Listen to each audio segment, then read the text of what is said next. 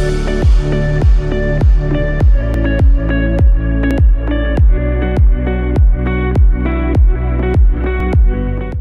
اور دیکھنے والوں کو مسیح یسوع کے قادر اور جلالی نام میں سلام۔ سب سے پہلے میں خداوند کا شکر ادا کرتا ہوں کہ اس نے ہمیں یہ موقع دیا۔ اس کے بعد سسل جان برکت صاحب کا اور ان کی ساری ٹیم کا جو اتنی خوبصورت تقریبات منعقد کرتے اور اس طرح کے پروگرامز منعقد کرتے ہیں تاکہ خداوند کا نام جلال پائے۔ خداوند کا شکر ادا کرتے ہیں، اور آج ایک بڑا خوبصورت موقع ہے کہ ہم عید پینتیکوست کے حوالے سے سیکھنے کو ہیں کہ یہ عید کیوں منائی جاتی اور اس کا کیا اثر ہے ہماری زندگی میں۔ جب ہم عہد عتیق کی تلاوت کرتے ہیں تو ہمیں یہ سیکھنے کو ملتا ہے کہ یہودیوں کے نزدیک بہت سے ایسے تہوار تھے جو اپنے مذہبی رسومات کے طور پر مناتے تھے، لیکن 3 ایسے اہم تہوار تھے جن کا ذکر کرنا، جن کو منانا، جن پر غور و فکر کرنا آج کل مسیحی زندگیوں کے لیے بھی بہت اہمیت کا حامل ہے، جیسا کہ عید فصح جو رہائی کی یاد میں یہودی مناتے تھے اور آج بھی مناتے ہیں، اسی طرح یہ عید فصح کا دن مسیحیوں کے لیے بھی بہت اہمیت کا حامل ہے۔ اسی طرح عید خیام، جس کو خیموں کی عید، جھونپڑیوں کی عید بھی کہا جاتا ہے، یہ بھی عید بہت اہمیت کی حامل ہے۔ اسی طرح عید پینتیکوست، جس کا ذکر ہم آج کرنے کو ہیں، اور یہ عید بھی جیسے یہودیوں کے لیے بہت اہم تھی، اس طرح یہ مسیحیوں کے لیے بھی بہت اہم گزرانی گئی۔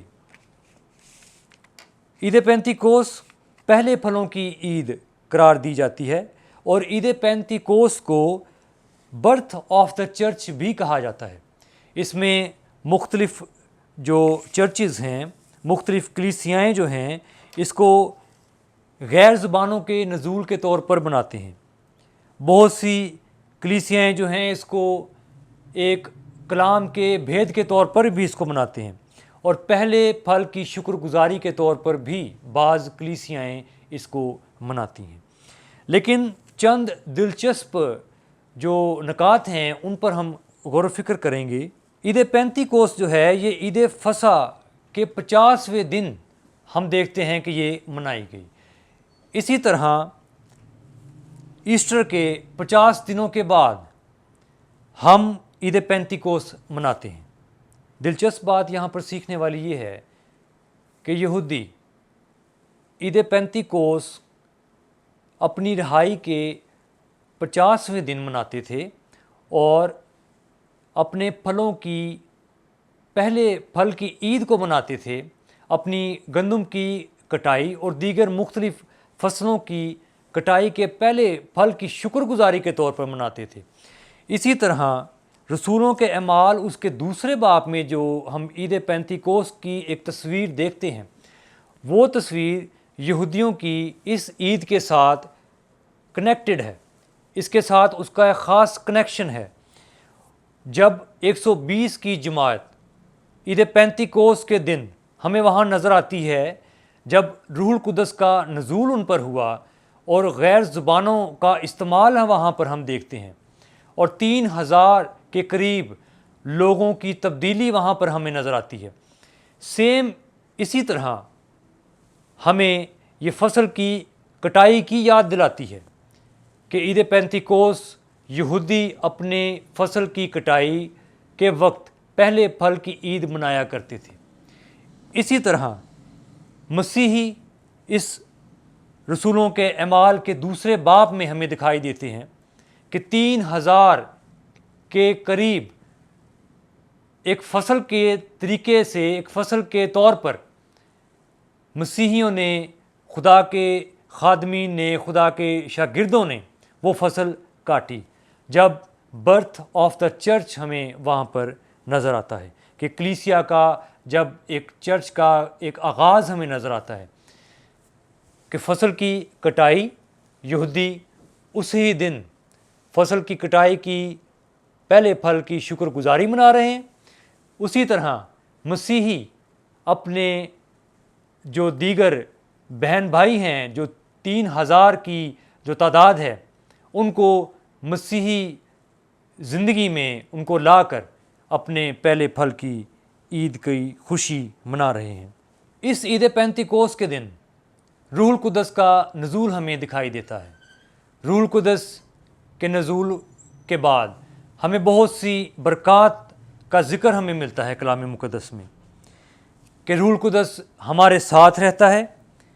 ना सिर्फ साथ रहता बल्कि ये हमें क़ुव्वत देता है,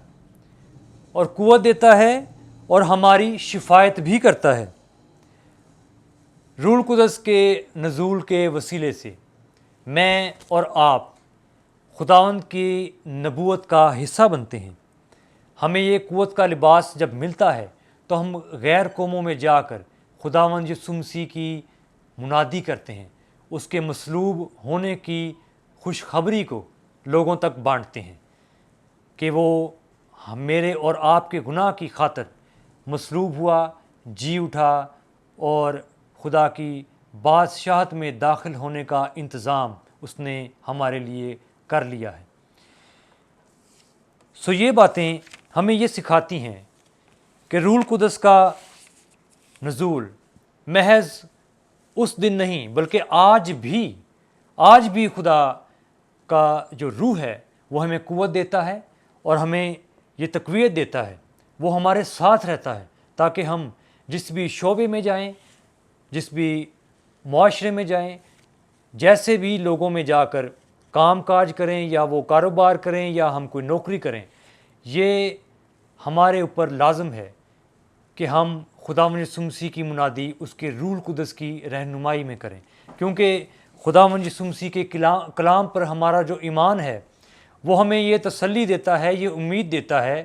कि रूहुल कुदस की जो क़ुव्वत है वो आज भी काम करती है। लेकिन इसके साथ ही जब हम दूसरे बाब की 13वीं आयत में पढ़ते हैं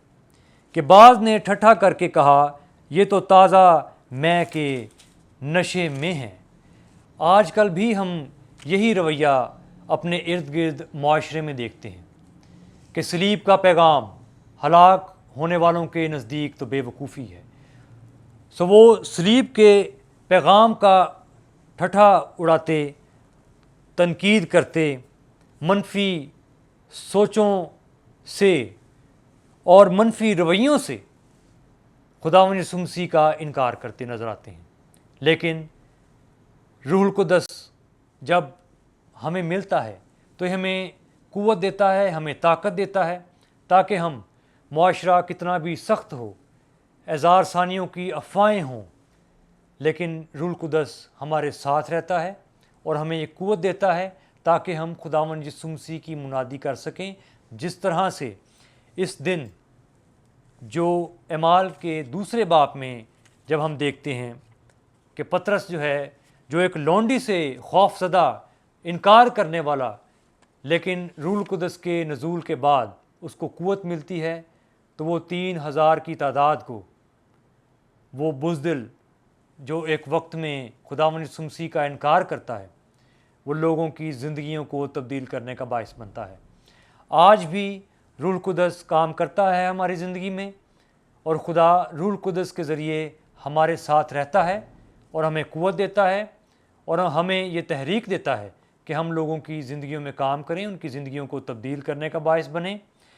बेशक लोग इस 13वीं आयत के मुताबिक हमारा ठट्ठा उड़ाएं या हमें तनकीद करें या मनफी रवैया अख्तियार करें, लेकिन मुझे और आपको रूहुल कुदस की रहनुमाई में खुदावंद यीशु मसीह की गवाही का बाइस बनना है। खुदावंद आप सबको बरकत दे, आप सबको संभाल कर रखे। मेरी तरफ से और मेरी सारी टीम की तरफ से, सिस्टर जॉन बरकत साहब की तरफ से आप सबको ईद पेंतिकोस मुबारक हो।